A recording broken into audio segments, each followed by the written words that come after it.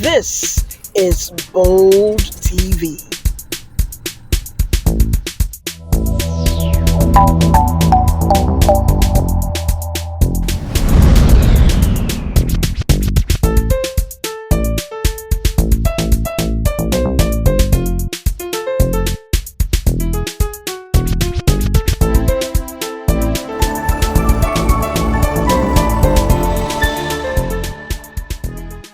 Good morning, everyone. It's another beautiful Saturday morning. Welcome to Bold TV, powered by Bold Hearts Initiative. We are here once again to inform and educate you on issues regarding disability, especially women and girls with disability. So today, we have a very interesting topic. But before we go into that topic, I'd like to wish everyone happy new month. Welcome to a new month. Welcome to a new dispensation in Nigeria. Congratulations to all the newly elected government officials, from the president to the governors and, at the various tiers of government. Congratulations. And we look forward to, innovative development, and we hope that things will get better, and I pray that we'll all be able to survive this subsidy removal. So moving on to our topic for today we'll be talking about increasing your adversity quotient. I know many times everybody will be wondering which one is adversity quotient. We've heard of intelligence, IQ, intelligence quotient. We've heard of emotional quotient, social quotient. There are different forms, and now we're talking about adversity quotient. And it is something that is very key in the current, world we live in, where there is a lot of disruption, there is a lot of violence, uncertainty, chaos. So it's something that it's a skill that is very key, that each and every one of us needs to, acquire, whether we have disability or not. So before I move on to the topic, I'm just going to, I'm not here alone. To do justice to this topic with me, I have two other discussants, and I'm going to allow them to introduce themselves before we continue. All right, so I'll start with you, Osaki. Hello, good morning, ladies. Happy, joyous month of June. I love this month because this month looks like my own month. Anyway, I'm Osaki Teresa George. I reside in Port Harcourt, Rivers State. Work with Fair Care Foundation, member of Bold Hearts Initiative, Polio Warrior. I am glad to be here. Gender-based rights. Thank you. All right, Osaki, you're welcome. It's good to have you. Constance, please introduce yourself. Okay, good morning, everyone. It's another beautiful morning, and my name is Constance Onyemechi Neka. I reside in the FCT, Abuja. I'm a person with albinism, founder of Women and Girls with Albinism Network, and Bold Heart Woman, a member of Bold Heart Network. And I'm happy to be here once again. Thank you.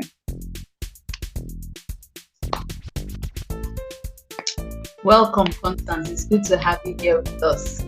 And finally, I'm your host, Afyong Etum, and I'm a medical laboratory scientist based in Uyo, a member of Bold Hearts Initiative, and also a member of Fair Care Foundation.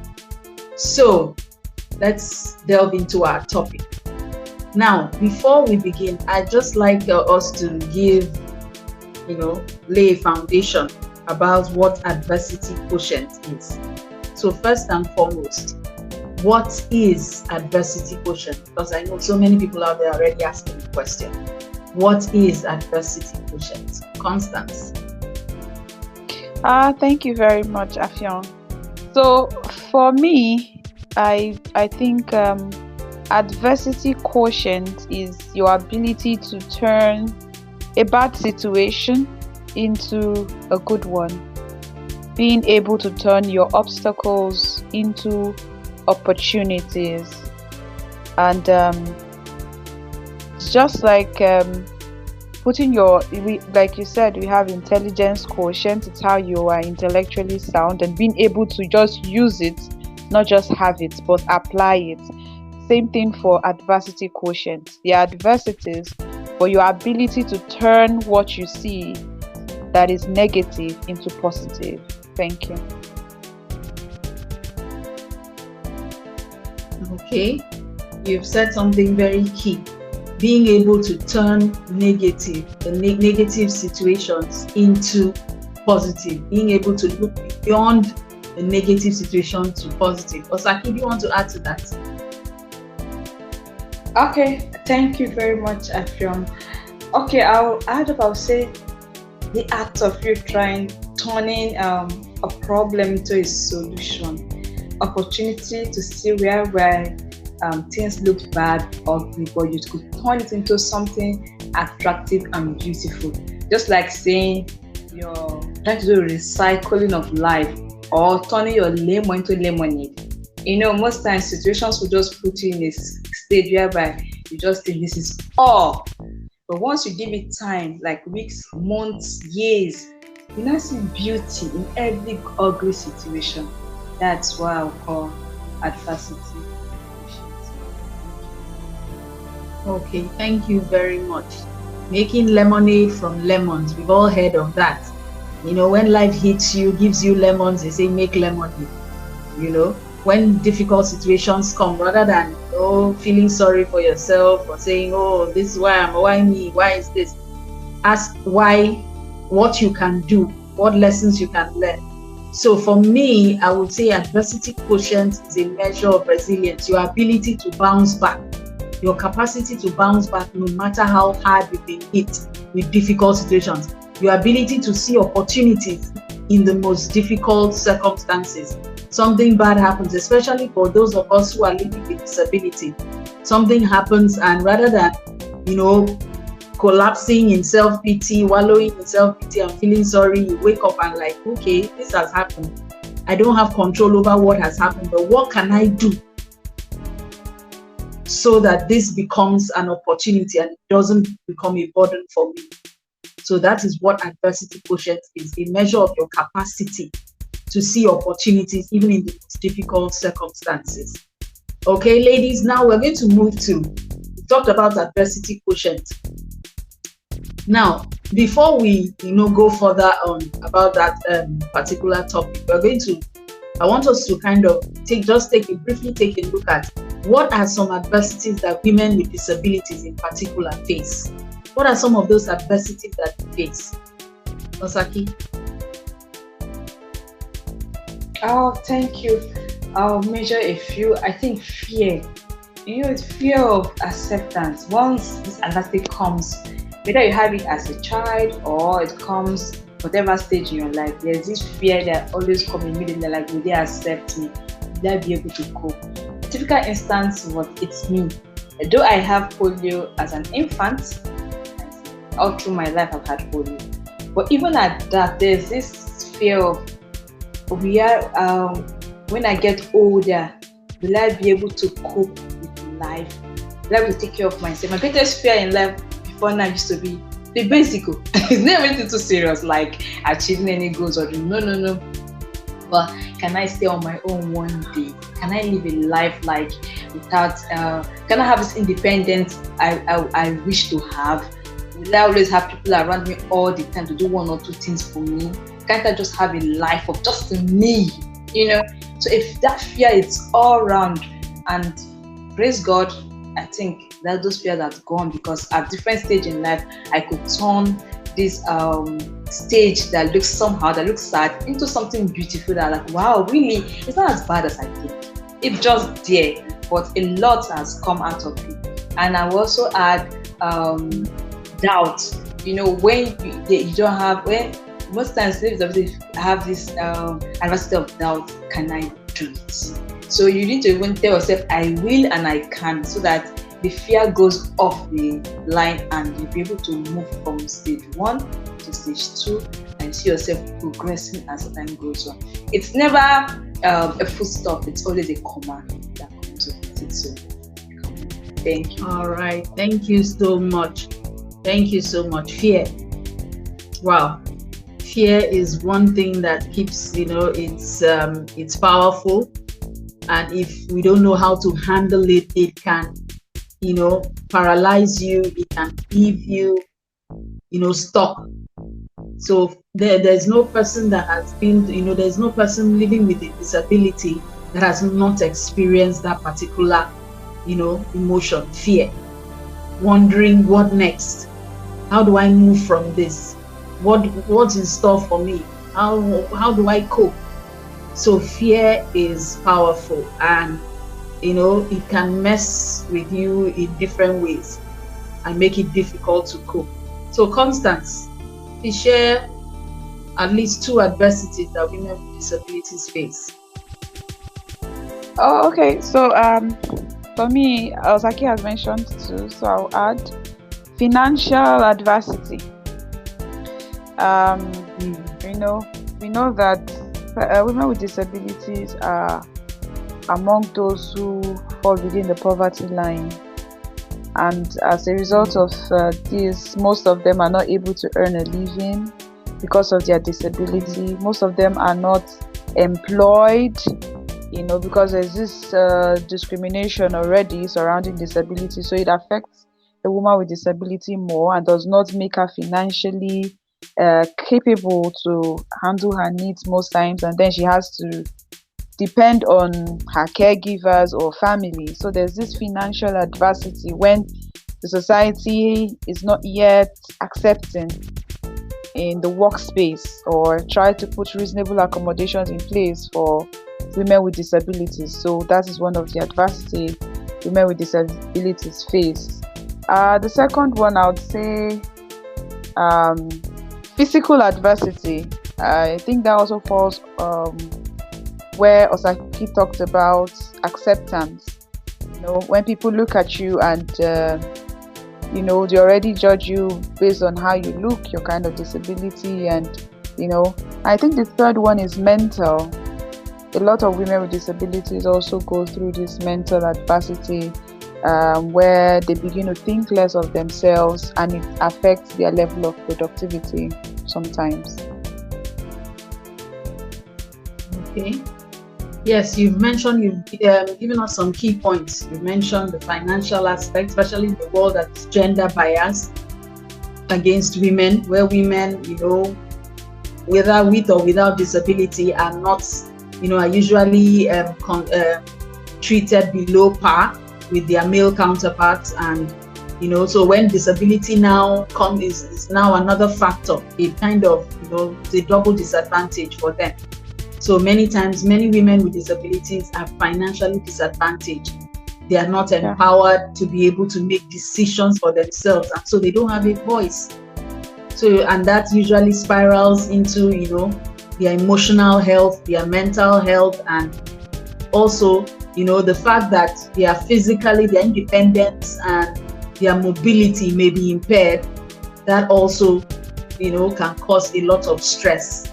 So if a person is not mentally prepared to deal with it, to deal with those, problems, it can really be a really big problem for them. And develop other health issues as a result, because it starts with the mind and then spirals into the body.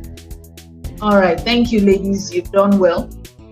These are real problems, and many of us can actually identify with it.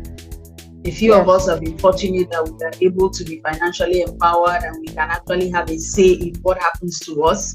But there are many, very many out there who are not able to decide, make decisions, don't have a voice, cannot, their decision-making capabilities are grossly reduced. So we are going to go back to our main topic, which is adversity quotient. We've talked about the different adversities that women face, especially women with disabilities. So, what are the benefits of, a woman with disability developing adversity quotient, increasing their adversity quotient? What are the benefits? All right, Constance. Okay, so for me, I think one of the benefits of increasing your adversity quotient, it's also well-being. When you are able to turn negatives into positives, it helps in creating a balance in your well-being. So psychologically, you are balanced, you're able to assess situations and look on the bright side. Two, it helps you build your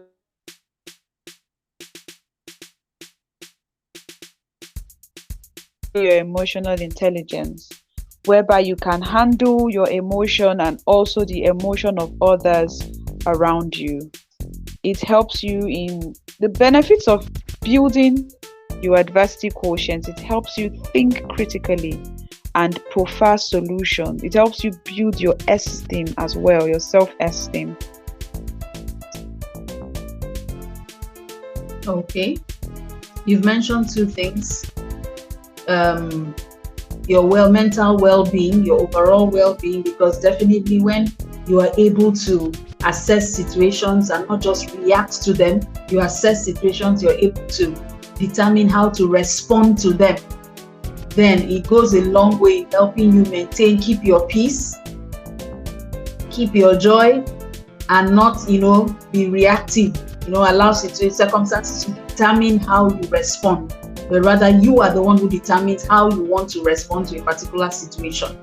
And you've also,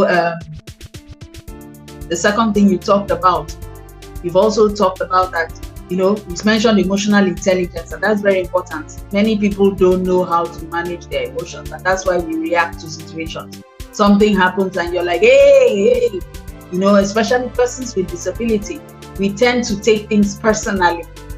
We tend to, assume that everybody is against you. Somebody says something or does something and you just automatically, it's because I cannot walk, it's because I cannot see, it's because I cannot hear. That's why you're doing me like this. If I could walk, you will not try it. But we have not stopped to wonder, assess and see, why is this person saying this? Why are they doing this?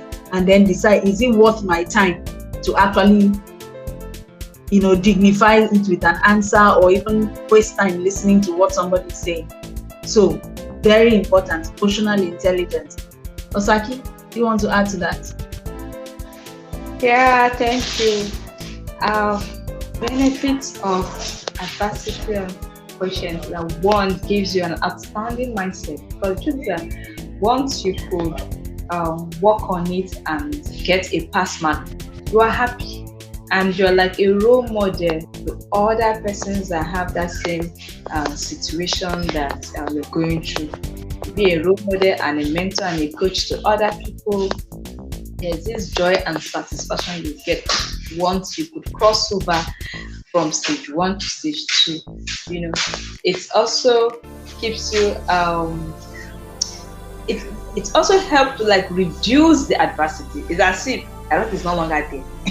So the moment you could develop and have an increase, where is this problem that I was having? It's never even existing, and you have a voice to be able to defend or say you're right. Like what we said earlier, that some of us are fortunate to be financial balance, and also we have a voice.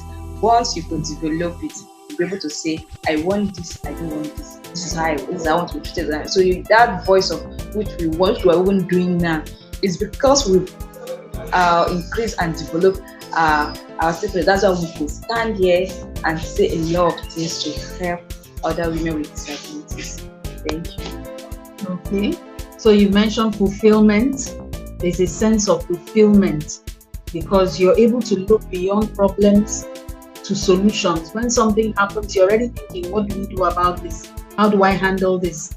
instead of wasting time dwelling on the problem, like, why is this thing happening? Is it only me? Why am I always, is it every time it's me? Is it only me? My village people will not allow me rest.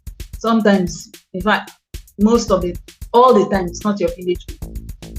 Take your focus, being able to take your focus away from the problem to focus on what can you do, gives you a sense of fulfillment. It minimizes the stress from dwelling on the problem.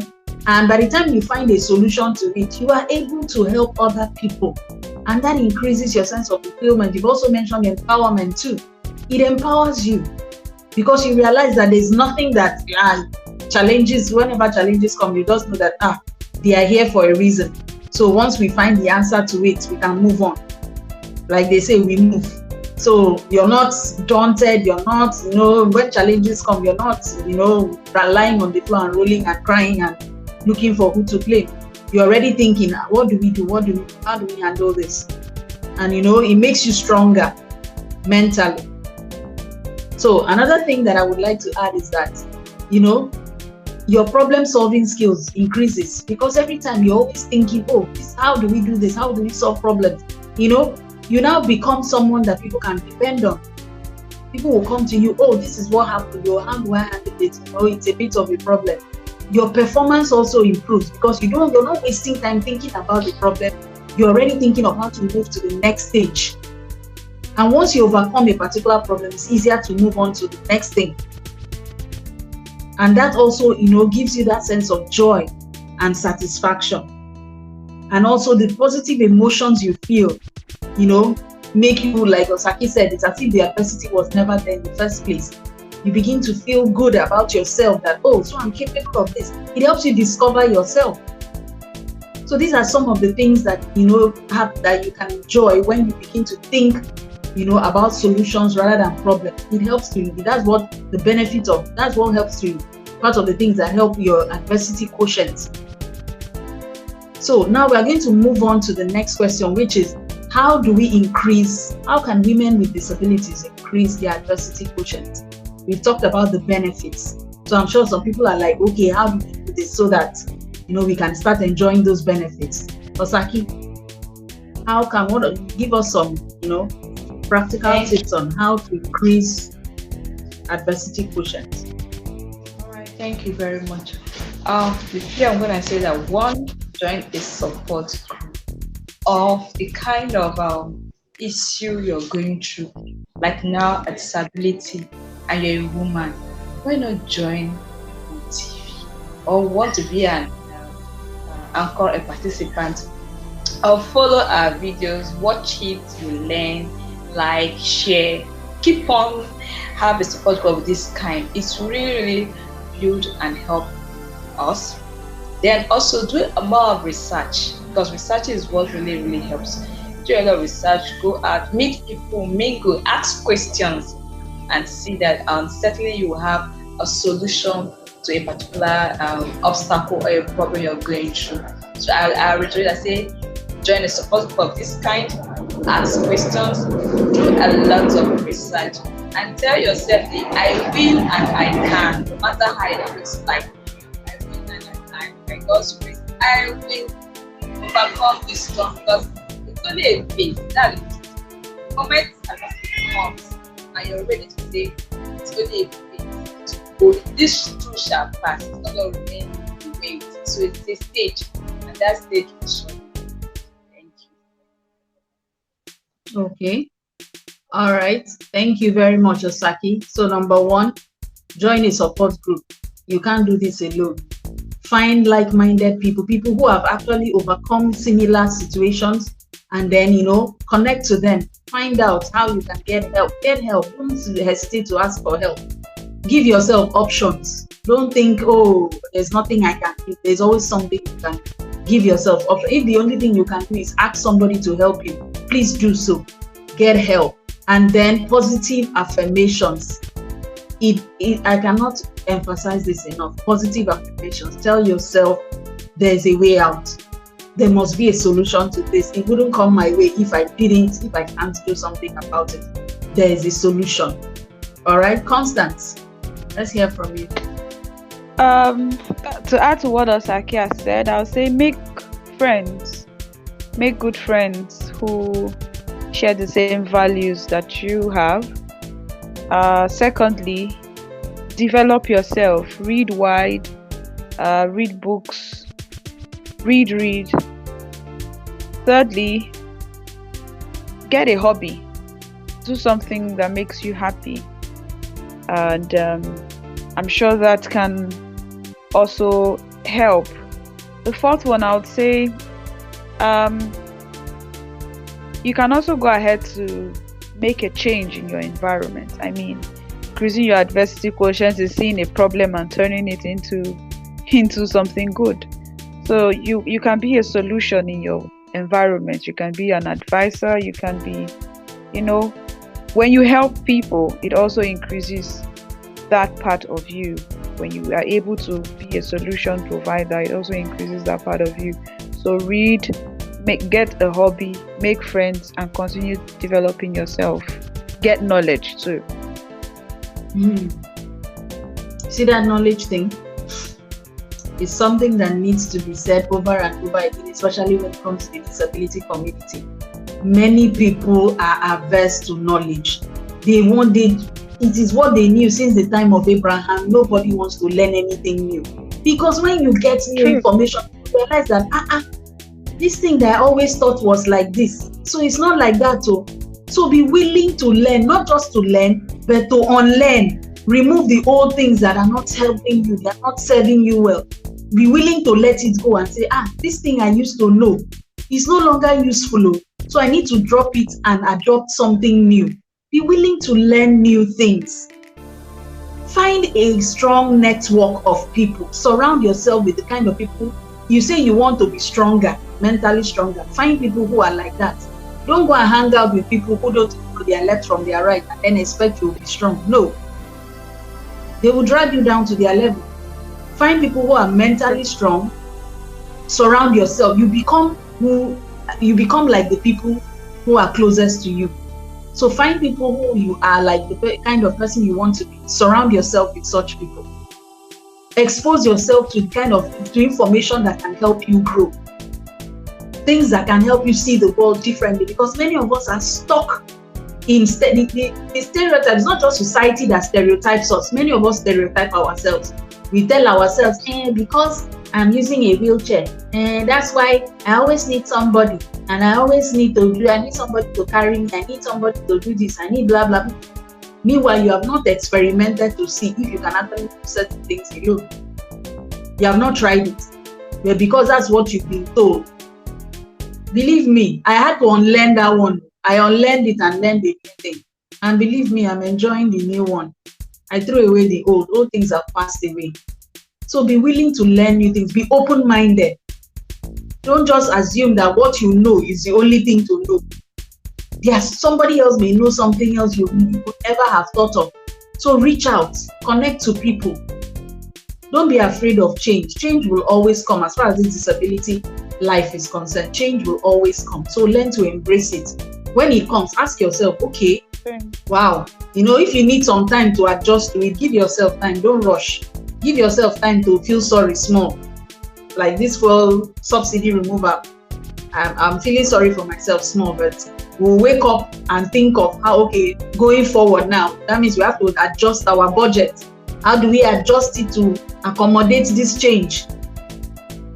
So when change comes, it is an opportunity for you to start thinking of the next thing to do. So don't be afraid of change. Learn new things. Be flexible. Some of us are so rigid. This is how we used to do it. In my family, in my village, this is how we used to do it. If somebody will bring new idea, no, this is how we have been doing it. My grandmother used to do it like this. My grandfather this is how. Be flexible.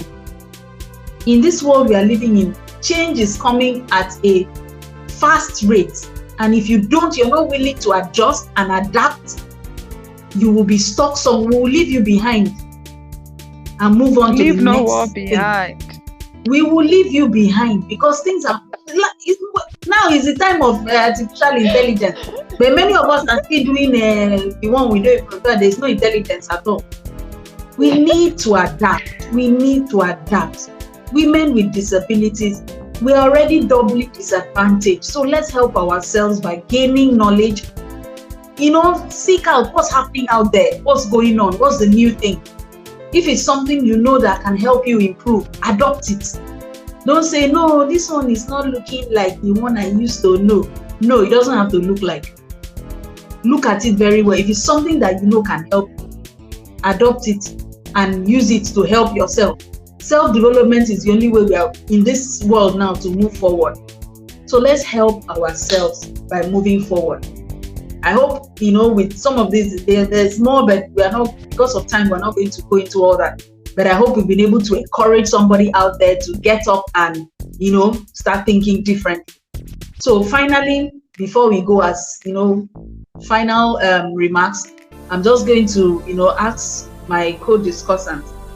So some persons with disability or women with disabilities, are not yet independent. They are not staying on their own. They are not, doing things for themselves. So how can caregivers, the family, friends, and, society at large help,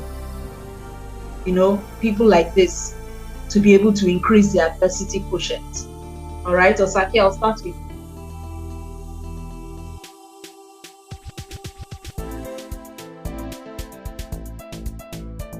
Osaki, you're muted. Okay, I said. Okay, I can barely hear you too. Okay, Constance, why don't you start? I can barely hear you, Osaki. Okay, so for caregivers, how they can actually help women with disabilities increase their adversity quotient is to encourage them to try out new things. Do not criticize them, rather correct with love.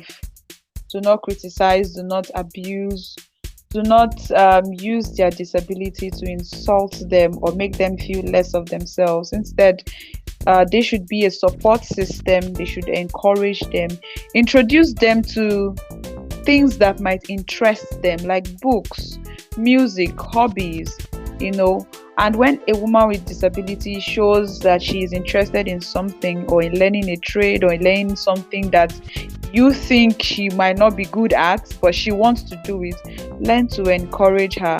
Learn not to exploit her by using her disability against her.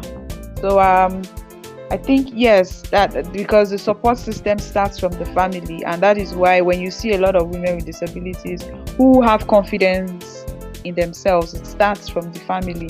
So the caregiver should be able to build the confidence level of a woman with disability that is staying with them. Expose them to education, because a lot of women with disabilities are not educated. They don't have formal education. Allow them read up, help them to read. Do not hide them from the eyes of the society because you feel like, okay, their disability means that they are less a human. No, that's not what disability is. So bring them out there, showcase their talents, encourage them, support them. Do not exploit, do not criticize, but correct with love. Thank you. All right. It always starts from the family, because when you see a child outside that's very outspoken and they're airing their views, and you're like, this one, it starts with the family, because at home that child is also allowed to express himself or herself. So for persons with disability, especially for those who, at whatever point in time you started your disability journey, your support group, the people around you, your circle of influence plays a key role in who you become. Osaki, can you hear me now? Can you speak? Okay, if I may ask, what's the question again? This is the last one. I was asking how family, friends, and society can help women with disabilities to increase their adversity quotient. Okay, thank you very much. Okay, I will encourage family and friends to please don't compare our disability They may look alike, they may look similar, but are different. You know, we are all unique. So don't say because A did it like this. Ah, you're my sister, you're too lazy. You cannot do. I just about A. Please, no. We all have different times and different ways on how we cope with our different coping strategies. So please give us time, be patient with us. Whenever you are around us, don't try and see how much we could be so much support of love and care. One more, even a hug. Like if you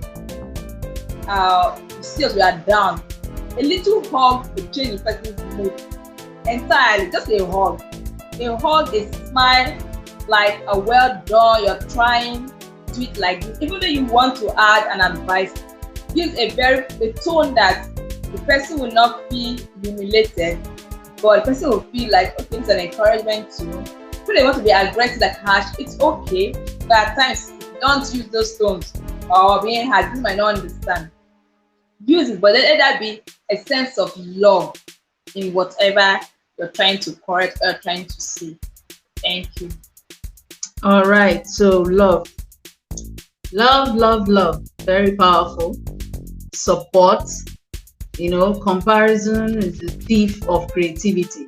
There's nobody that can move beyond where they are if they are always constantly being compared to another person. Oh, can't you see what the other person has done or has not done?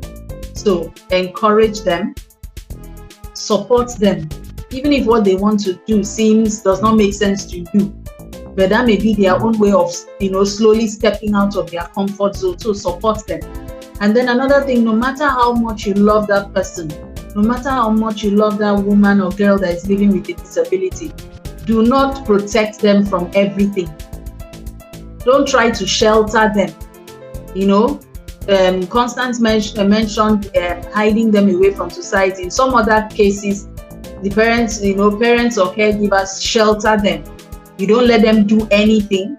You don't let them attempt anything because you're afraid they will hurt themselves. You do everything is done for them.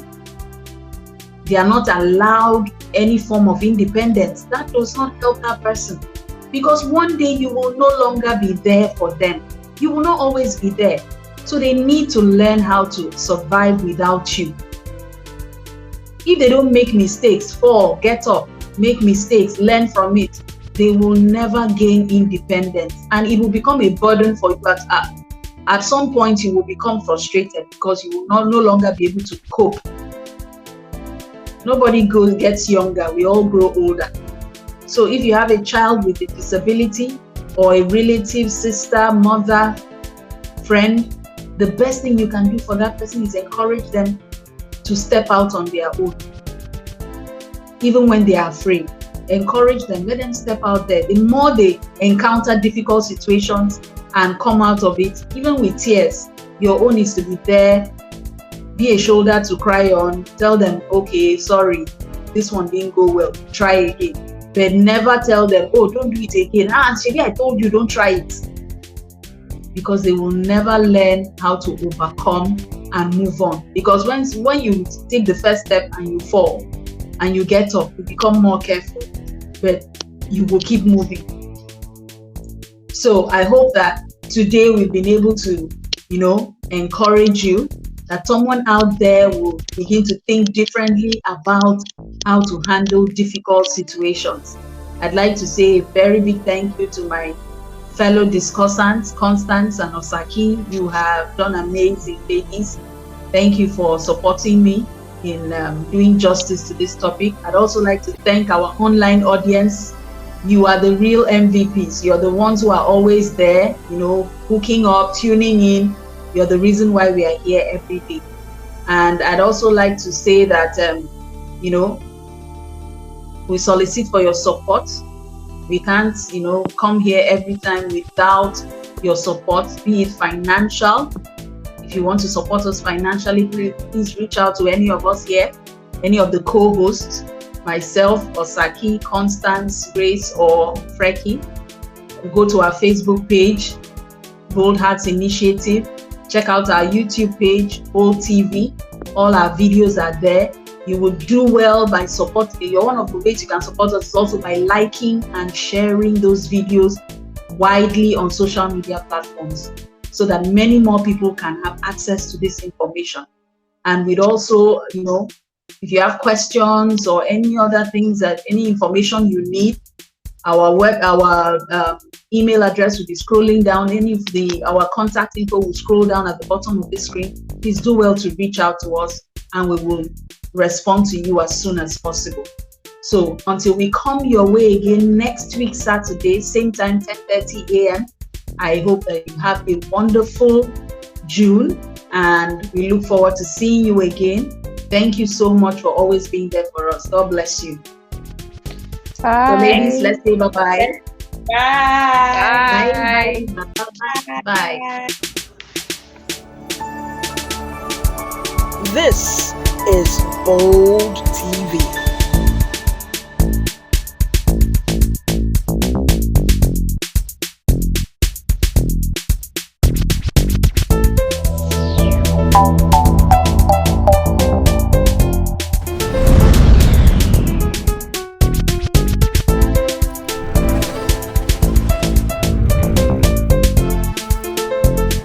This is Bold